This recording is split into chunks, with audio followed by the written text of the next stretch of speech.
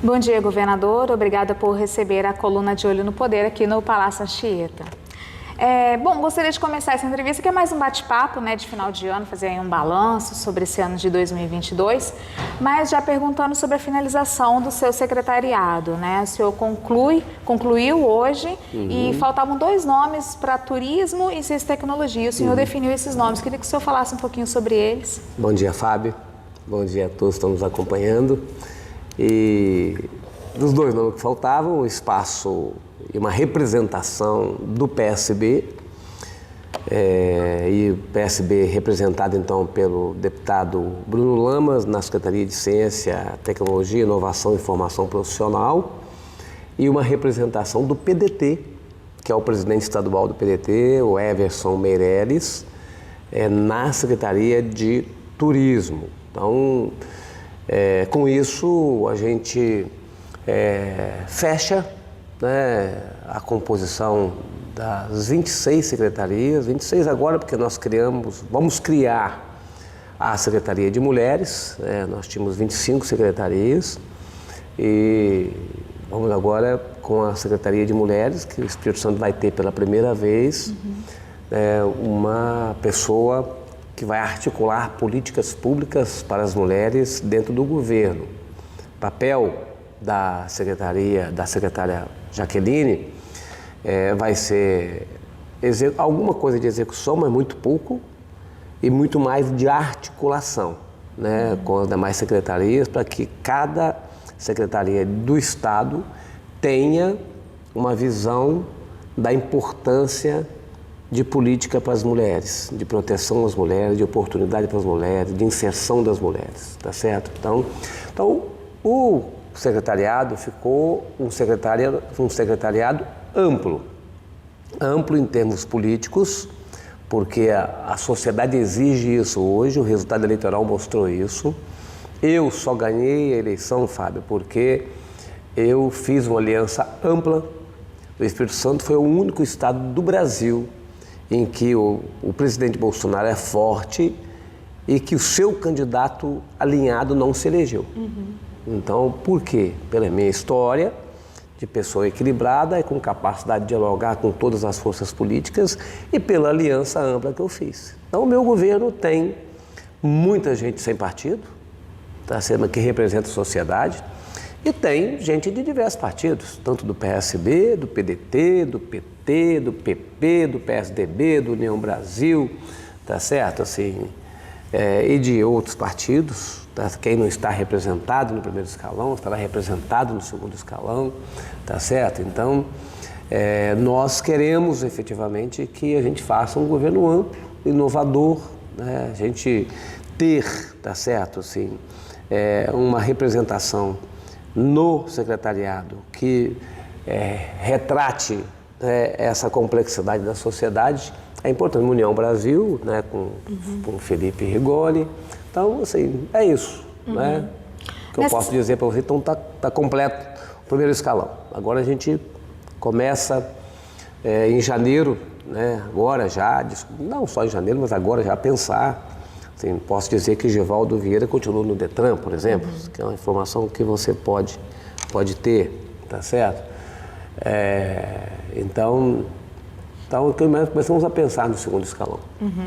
Essa semana nós falamos com o secretário-geral do PSB, o Carlos Rafael, e ele meio que reclamou que o PSB, o seu partido, estaria com um espaço menor, comparando com outras legendas. Que eu não tinha indicado ainda a Secretaria de Ciência e Tecnologia, Então, o PSB ficou com a Secretaria de Mulheres e com a Secretaria de Ciência e Tecnologia. E agora contempla o partido ou vai ter mais espaços aí no segundo escalão? Olha, Fábio, eu acho que, o trabalho de fazer composição de governo é sempre muito difícil, tá certo? Porque muita gente merecia estar no primeiro escalão, como o caso do Rafael, o caso do Freitas. Estou falando do PSB, que você perguntou do PSB. O caso do Freitas, tá certo? Mas, infelizmente, não temos secretarias para todas as pessoas que merecem e que gostam da política, tá certo? Mas eu, com certeza, no segundo escalão, em autarquias, em empresas a gente não pode colocar pessoas de direção partidária, que tenham sido candidatos. A legislação federal impede, o Congresso está até debatendo esse tema, esse assunto, mas nas autarquias, nas subsecretarias, a gente terá condições de contemplar, tá certo? Mas para todos os partidos, nós contemplamos com uma secretaria, o PSB, 2 secretarias. Ontem nós divulgamos também uma carta que o deputado estadual Renzo Vasconcelos divulgou, agradecendo o senhor por um convite aí para a pasta de turismo, mas preferindo ficar ali na área empresarial. O senhor realmente o convidou? Convidei. Ainda contaria com ele num outro espaço ou não? O que aconteceu? Não convidei o deputado Renzo, sim, para vir para o governo, mas ele optou para ficar no grupo empresarial e nas instituições da sua família, tá certo? Mas fizemos uma boa conversa, uma conversa muito sadia, muito madura, tá certo? Ele vai nos ajudar em outras tarefas, mas não vai participar diretamente do governo. Entendi. Então, governador, ainda falando sobre secretariado, o senhor falou, né, até depois que se elegeu, que faria um governo novo, né? E aí iria misturar, tentar equilibrar alguns secretários antigos com novatos. Mas a maior parte do seu time é de secretários da atual gestão. E até entre os novos são pessoas já conhecidas na política, né? Como o Bruno Lamas mesmo, que está entrando agora. Qual vai ser a estratégia para fazer um novo governo com as mesmas pessoas? Olha, é um novo governo. O governador tem que ser diferente também. Eu tenho que melhorar ainda mais, tá certo? Se eu já tenho um governo bem avaliado, eu tenho que melhorar ainda mais, tá certo? A gente precisa se renovar, nós, pessoas, precisamos nos renovar a cada instante, cada dia que nasce nós somos uma pessoa diferente. Eu renovei 40% do governo, né, no primeiro escalão. Então, assim, é natural que a gente renove pouco de quem dá sequência, né, quem se mantém, né, com o mesmo governador. Então, assim, nós alcançamos 40% de renovação. Colocamos pessoas novas, porque isso oxigena a equipe, tá certo? Podemos citar aqui, como discutimos hoje, a entrada do Everson, a entrada do Bruno, a entrada do Felipe Rigoni, do próprio Ricardo Ferraço, do André, a entrada do Enio, a entrada do Ramalho, o retorno do Ramalho, a entrada da Jaqueline como secretária. Então, são áreas em que as pessoas vão entrar, né, pessoas novas, mas já experientes, outras pessoas novas sem experiência, mas é um perfil de gente jovem, é um conjunto de gente jovem, porque eu tenho a tarefa de fazer essa transição.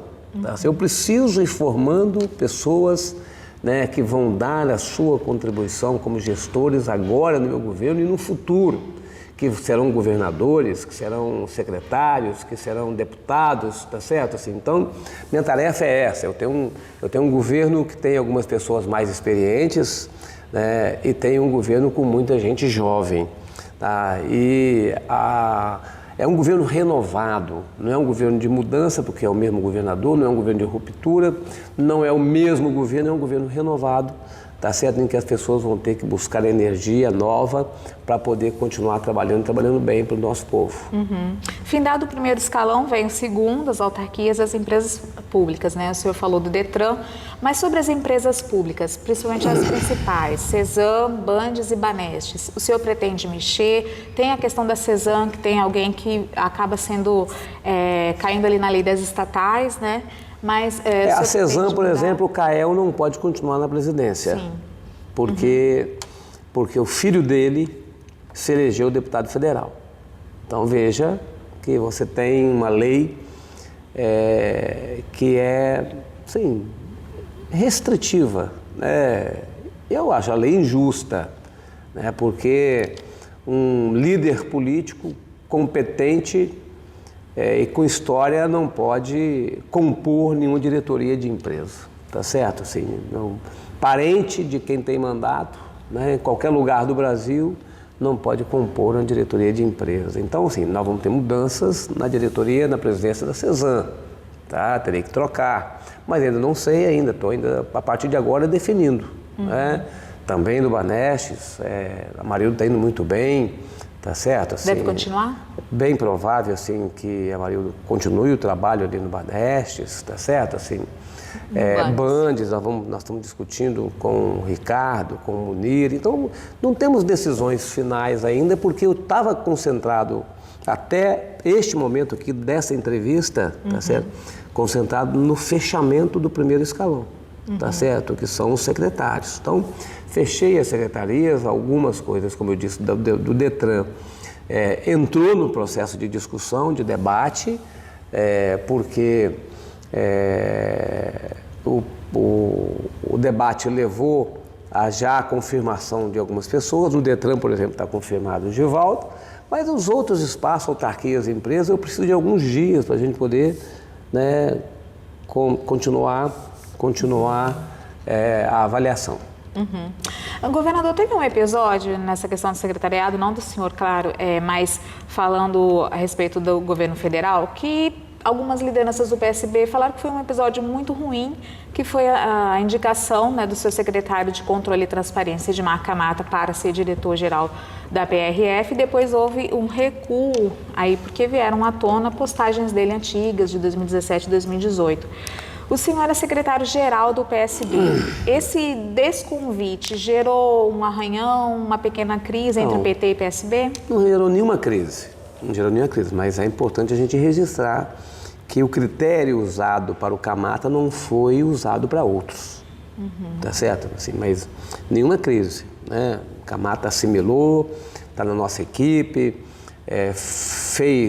faz um excelente trabalho, colocamos de novo o Espírito Santo em primeiro lugar em transparência, é uma pessoa boa, muita gente apoiou a Operação Lava Jato quando ela começou, muita gente. A senhora chegou a apoiar em algum momento? Não me manifestei, mas sim, gente de direita, gente de esquerda, assim, mas sempre, muita gente mesmo, de extrema direita, de extrema esquerda, né, muita gente apoiou. Então, se você for usar esse critério, uma parte do ministério do Lula não podia ser ministro, tá certo? Então, o que foi usado com relação ao Camata não foi usado com relação a outros.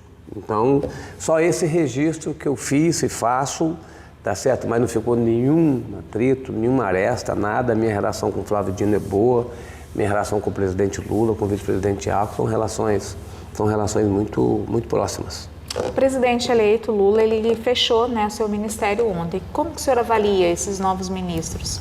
Olha, não dá para avaliar ainda os novos ministros. Tem Sua primeira impressão? Né, minha primeira impressão de uma parte, um ministério grande, uma parte de gente muito já experiente, como o Wellington Dias, tá certo?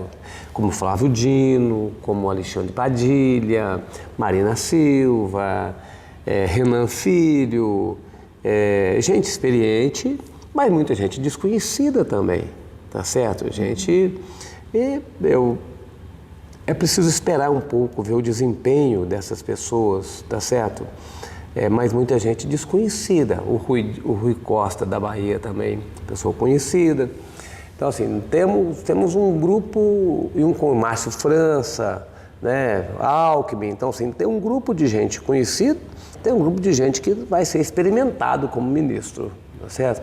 Nossa expectativa é que eles tenham um bom desempenho e que a gente possa ter uma boa articulação para a gente resolver problemas do Espírito Santo, que são muito importantes, sejam resolvidos. Então, expectativa positiva. Com relação a algumas medidas já tomadas e anunciadas pelo governo federal, por exemplo, a questão da PEC da transição, a mudança na própria lei das estatais, né, que foi proposta, o possível fim de uma isenção de PIS e COFINS sobre os combustíveis, são mudanças acertadas? Acertadas. A PEC da transição era necessária, não é nem acertado, era preciso, pelo desequilíbrio fiscal contratado pelo governo do presidente Jair Bolsonaro e compromissado pelo presidente Lula também na campanha. Então, mesmo que nada de novo fosse feito, o orçamento já tinha um rombo e que era preciso, então, resolver isso legalmente. Então, a PEC era necessária. O presidente Jair Bolsonaro tirou toda a tributação de combustíveis fósseis, tá certo? Toda. Nessa guerra com os governadores, nessa guerra com os estados, tá certo?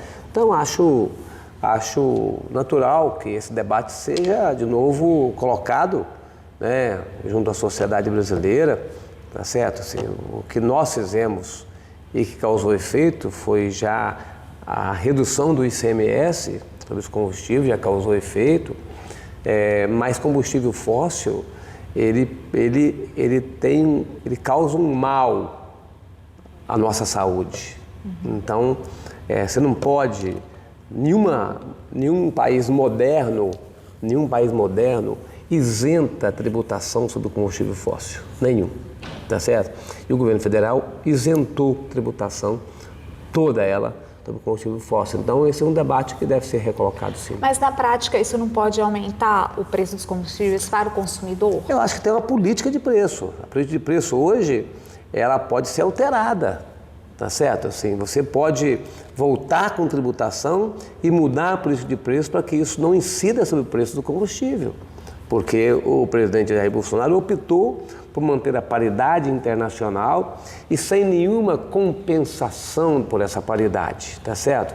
Porque você pode ter uma paridade internacional que na hora que a empresa ganha muito, tá certo? Pode ser feito um caixa, né, um fundo, para na hora que você tiver que não repassar totalmente, esse fundo possa compensar a empresa. Então, acho que tem outros mecanismos para você manter o preço baixo sem isentar de tributação. Falando até em ICMS, em tributação, o senhor enviou 2 projetos, governador, para a Assembleia. Acho que os deputados convocaram uma sessão extraordinária, estão votando hoje. O que ele se trata? Trata de tributação, porque eu tenho que votar de um ano para o outro. Um é um acordo no CONFAS que trata, a partir de abril, da nova forma de cobrança sobre combustíveis, que é um preço fixo, tá certo? Se não mais o preço médio, de 15 em 15 dias você tem o PMPF, que é o preço médio, tá certo? Pessoa física. Então, desculpa, o preço médio, não tem nada a ver com pessoa física, o preço médio do combustível. Então,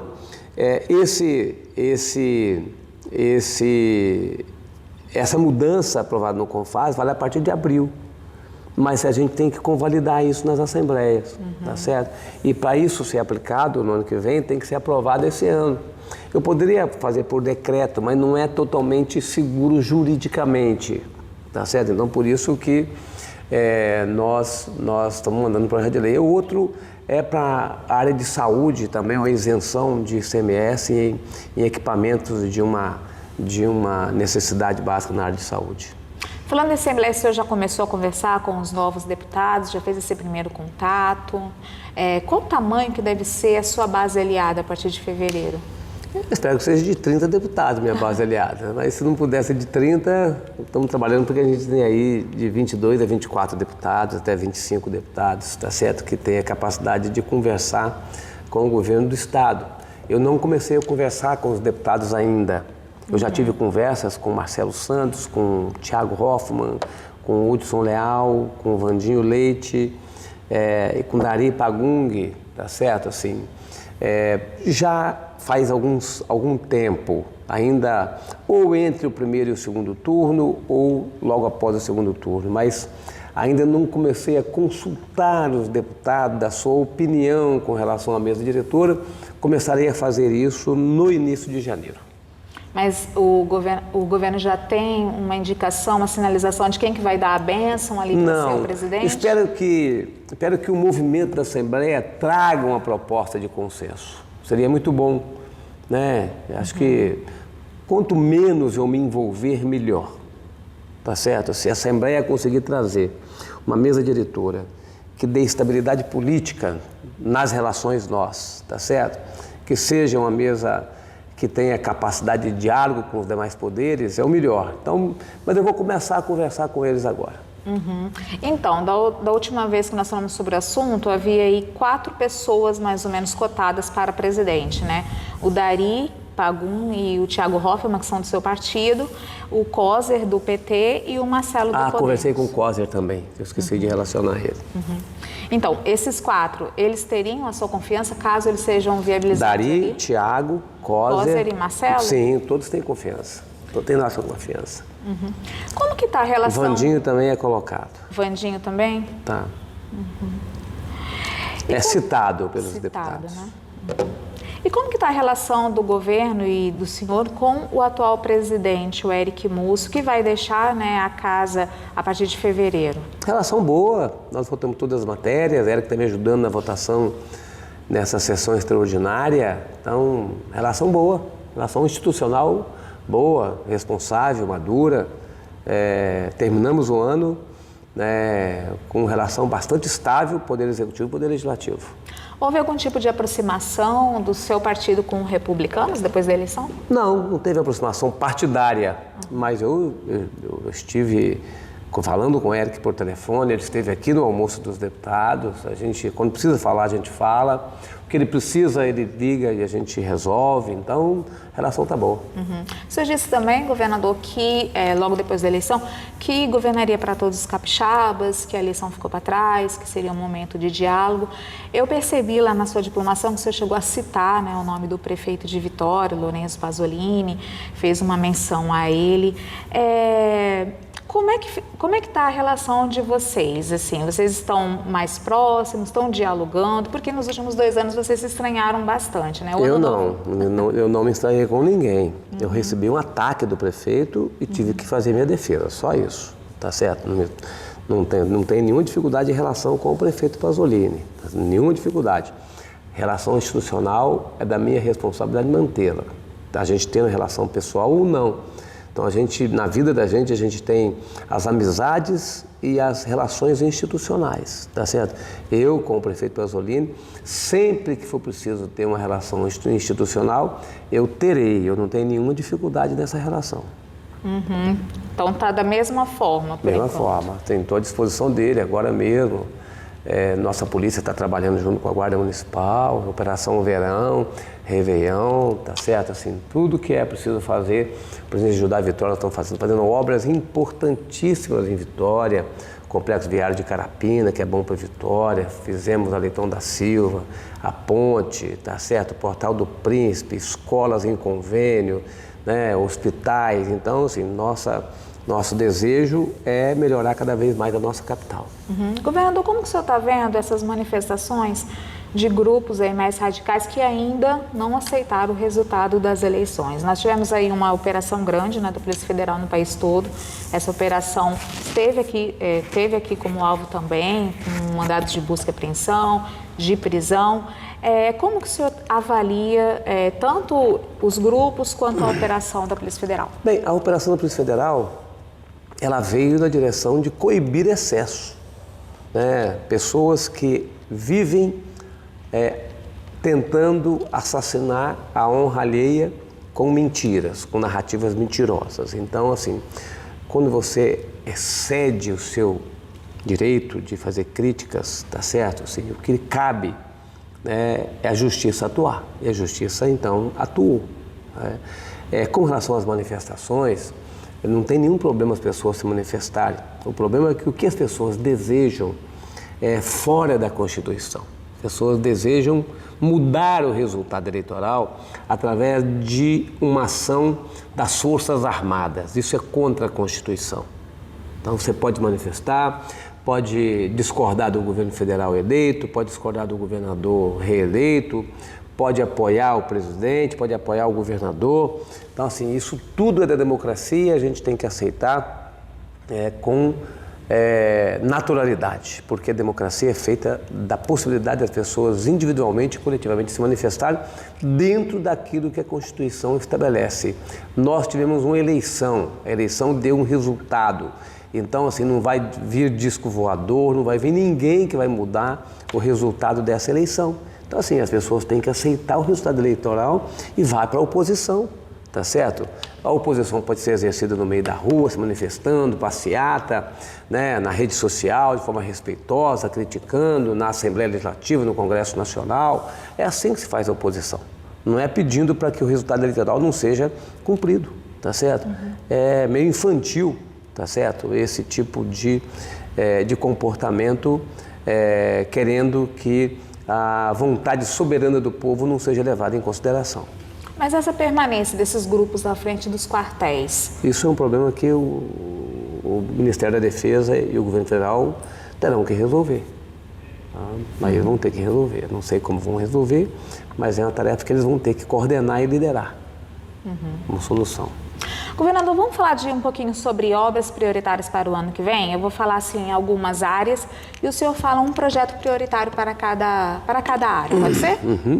Saúde, qual que é o projeto prioritário para 2022? Avançar na solução na prestação de serviço de consultas, exames e cirurgias eletivas. O Hospital de Cariacica está nesse barco? Está nesse barco, mas a prioridade é prestar serviço melhor. Educação. Escola do futuro. Mobilidade. Aí são muitas. Terceira ponte, complexo viário de Carapina, aquaviário, início do terminal de Carapina e da faixa exclusiva de ônibus Vila Velha e Cariacica. Segurança pública. Tecnologia. Investimento em tecnologia. A gente pode incluir as câmeras nos uniformes dos policiais? Isso ainda não decidi. Isso eu vou decidir ainda. Olha que a equipe do... Agora, vamos começar a discutir isso agora em janeiro. Isso não está decidido ainda. Sistema prisional. Inauguração da unidade prisional de Xuri. Para quando? Agora. Agora? Fevereiro ou março. Assistência social. Fortalecimento do Bolsa Capixaba e do Vale Gás. Já pode antecipar valores? Ou não, porque agora a gente ia dar isenção, a gente ia reduzir o ICMS. Como isso não é possível mais, nós estamos discutindo agora a forma de conceder o Vale Gás. Agricultura e meio ambiente.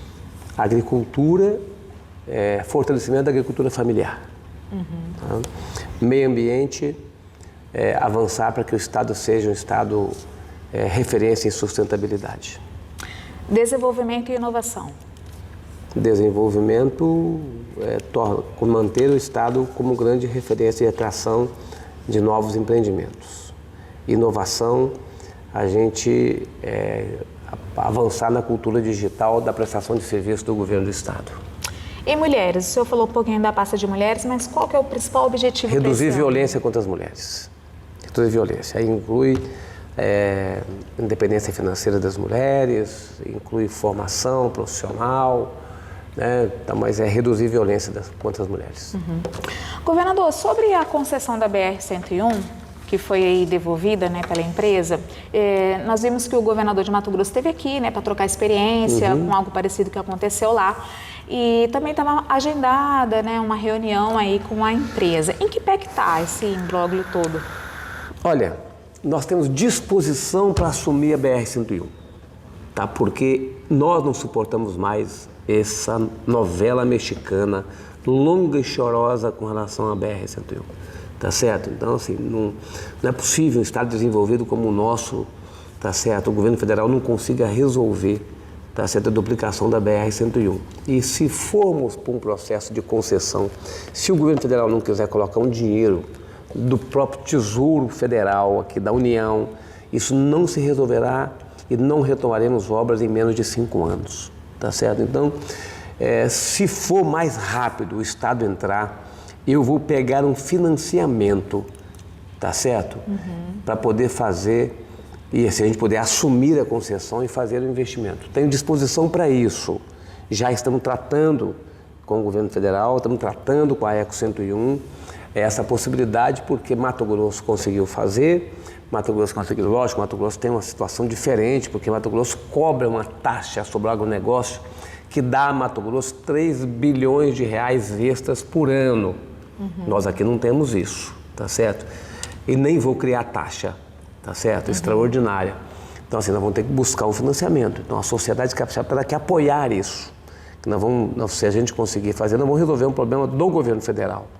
Mas é um problema que aflige os capixabas. E a gente não aguenta mais, tá? A quantidade de pessoas que perdem a vida, o gargalo que é o nosso desenvolvimento, a BR-101 e a BR-262, tá certo? Assim, estamos agarrados nisso há muito tempo, a gente não consegue sair do lugar, tá certo? Assim, é impressionante, né, como a gente tem dificuldade. Assim, o certo era o governo federal meter um dinheiro, contratar a obra e fazer, porque se a concessão não deu certo, a BR-262, por exemplo, tinha que ter um dinheiro do governo federal para poder viabilizar uma concessão depois, porque nenhuma empresa quer fazer, porque é muito caro, o pedágio vai ficar muito elevado. Então o governo federal tinha que ter um dinheiro. Então por isso que tem que ter gestão fiscal responsável, por isso que o governo federal não pode ser desorganizado como é desorganizado. Como é que não tem aí R$1 bilhão para colocar numa rodovia dessa, tá certo? Assim, então nós estamos vivendo Você acha que falta situação... vontade política, de repente? Eu não sei se falta organização para fazer. Tá certo? Se é vontade política, acho que não. Acho que a vontade política tem. Mas, assim, tudo que se tentou fazer ali, deu errado. Né? Começou a contratar uma obra da BR-262, veio o Tribunal de Contas, emperrou, tá certo? Fez um edital de concessão, não apareceu ninguém. Tentou juntar com a 381 lá, que liga Belo Horizonte a Valadares, também não deu certo. Então, assim, isso vai angustiando a gente. Está angustiando, assim. São dois gargalos fortes que impedem o desenvolvimento mais veloz do Estado do Espírito Santo. Esses dois gargalos vão fazer parte desse pacote de prioridades que você vai levar para o governo federal? Na hora já falei com o Alckmin sobre isso, com o vice-presidente Alckmin, já falei, né, com outras pessoas do governo federal. Em janeiro eu vou a Brasília. Vou com o ministro do Transportes, tá certo? Vou com o vice-presidente da República, com o presidente, se for o caso, o presidente nos chamará para uma reunião com todos os governadores, tratarei desse assunto na reunião, tá? Para a gente poder ver como é que a gente resolve essa situação. Eu vi também que o vice-governador eleito, né, o Ricardo Ferraz, é quem está mais por dentro, tomando pé dessa situação. O senhor tem dado bastante, pelo menos agora, o senhor tem mostrado e tem dado bastante protagonismo para ele na sua gestão. Agora e cada vez mais. Tá? Então, isso já até colabora com a minha pergunta. Ele será seu sucessor, governador? Não temos nenhum compromisso de sucessão. Nós temos compromisso de trabalho. Nenhum compromisso de sucessão. Sucessão é lá para frente, tá certo? O Ricardo é uma figura com experiência, com capacidade de trabalhar. Vamos trabalhar. Lá na frente é que a gente decide o que vai fazer, tá certo? Eu tenho um compromisso com a transição política. Eu não posso ser candidato a governador em 2026, tá certo? Então, assim, nós teremos que ter uma pessoa, homem ou mulher, com capacidade de manter esse Estado estável, usando o dinheiro com responsabilidade, com seriedade, tá certo? Assim, porque para organizar um Estado é difícil. E por mais que a gente tenha coisa para fazer, o Estado vem num processo crescente de organização e de prestação de serviço. Então, a gente tem que continuar assim. Então, a nossa tarefa agora é trabalhar e produzir muito. Bom, o senhor toma posse domingo. Algum anúncio aí já nos primeiros dias, projetos ou investimentos, mudanças? Nada assim nada de uma novidade, assim. As novidades já estão anunciadas. A Escola do Futuro na educação, o esforço nosso na área de saúde, tá certo? As obras de infraestrutura que nós estamos fazendo, vamos dar sequência, o aquaviário, não tem um fato novo, né, que precisa ser anunciado no dia 1º. Anuncia a nossa reafirmação da disposição para o trabalho. Governador, vamos fazer um ping-pong para a gente encerrar? Vamos. Sabe como que é, né? Não sei não, vou aprender agora. Aquele jogo rápido. Fala uma expressão aqui, um tema, e o senhor me responde com uma frase, com uma palavra, ou escolhe uma das opções. Tá bom. Tá bom? Uma conquista desse mandato que termina. Ter feito uma boa gestão na pandemia. Salvado vidas. Um arrependimento. Não tenho arrependimentos. Uma decepção. Não ter avançado tanto na área de saúde como eu gostaria devido à ocupação das unidades de saúde pela pandemia. Um medo.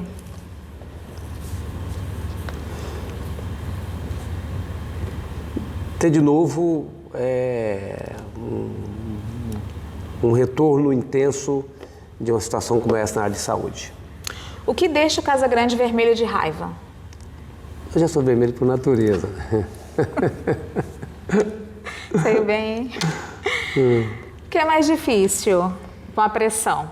PSB, partidos aliados ou oposição? Não tem nenhuma dificuldade com nenhum deles. Agora você vai ter que escolher uma opção, hein?